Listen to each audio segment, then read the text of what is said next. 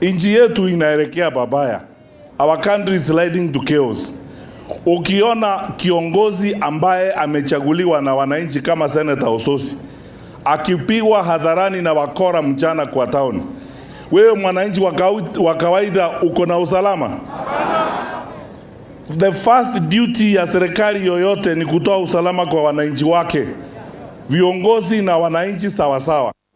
Tunaelekea mahali mbaya, na wiki ijayo sisi wote viongozi wa upinzani tumeamua tutakuwa na mkutano wa kipekee kuzungumzia haya maneno, kwa sababu imefika wakati lazima tuchukue majukumu yetu kama viongozi, tueleze ulimwengu kwamba serikali hii yetu inataka kuleta uhasama katika nchi yetu ya Kenya. Wanataka tuwe kama Haiti na wale wengine kwa sababu wameshindwa na kazi.